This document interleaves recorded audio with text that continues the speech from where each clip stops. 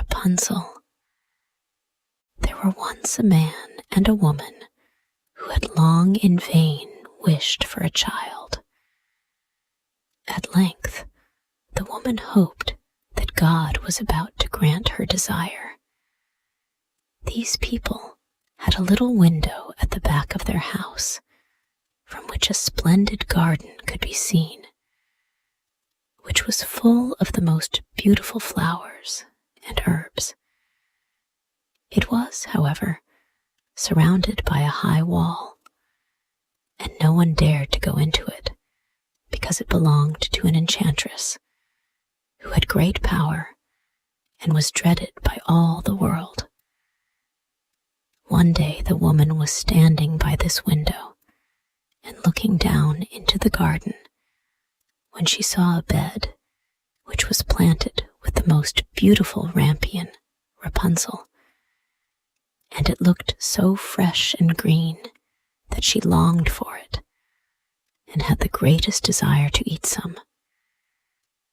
This desire increased every day, and as she knew that she could not get any of it, she quite pined away and looked pale and miserable. Then her husband was alarmed and asked, "What ails you, dear wife?" "Ah," she replied, "if I can't get some of the rampion which is in the garden behind our house to eat, I shall die." The man, who loved her, thought, "Sooner than let your wife die, bring her some of the rampion yourself. Let it cost you what it will." In the twilight of evening, he clambered down over the wall into the garden of the enchantress, hastily clutched a handful of rampion, and took it to his wife. She at once made herself a salad of it, and ate it with much relish.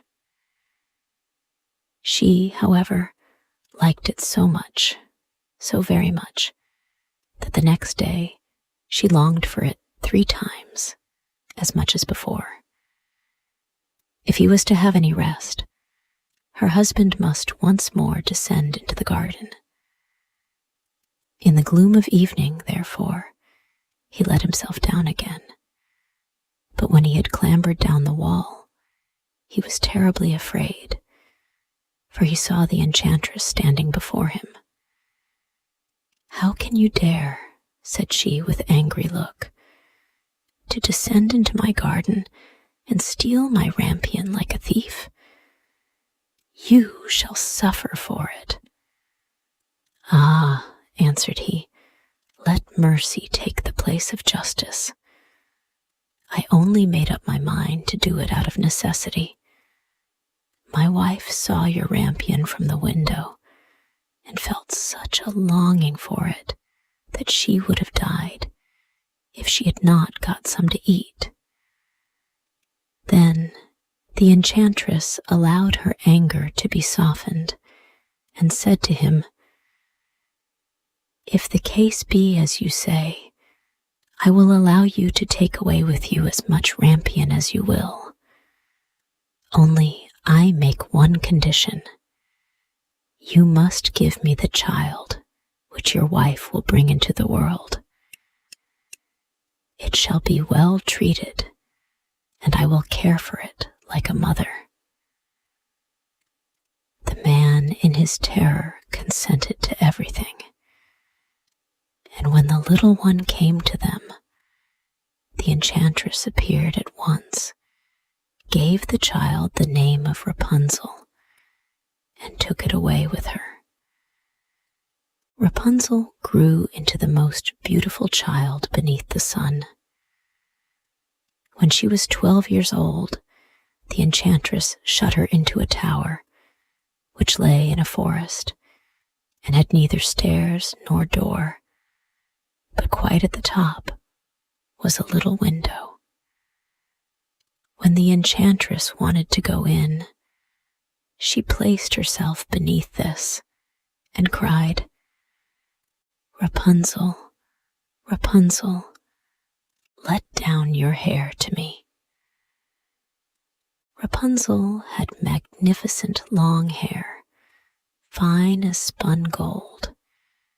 And when she heard the voice of the enchantress, she unfastened her braided tresses, wound them round one of the hooks of the window above, and then the hair fell 20 yards down, and the enchantress climbed up by it. After a year or two, it came to pass that the king's son rode through the forest and went by the tower. Then he heard a song, which was so charming that he stood still and listened. This was Rapunzel, who in her solitude passed her time in letting her sweet voice resound. The king's son wanted to climb up to her and looked for the door of the tower, but none was to be found. He rode home, but the singing had so deeply touched his heart that every day he went out into the forest and listened to it. Once, when he was thus standing behind a tree, he saw that an enchantress came there, and he heard how she cried, "Rapunzel, Rapunzel, let down your hair." Then Rapunzel let down the braids of her hair, and the enchantress climbed up to her. "If that is the ladder by which one mounts, I will for once try my fortune," said he. And the next day, when it began to grow dark, he went to the tower and cried, "Rapunzel, Rapunzel, let down your hair." Immediately, the hair fell down, and the king's son climbed up. At first, Rapunzel was terribly frightened when a man such as her eyes had never yet beheld came to her.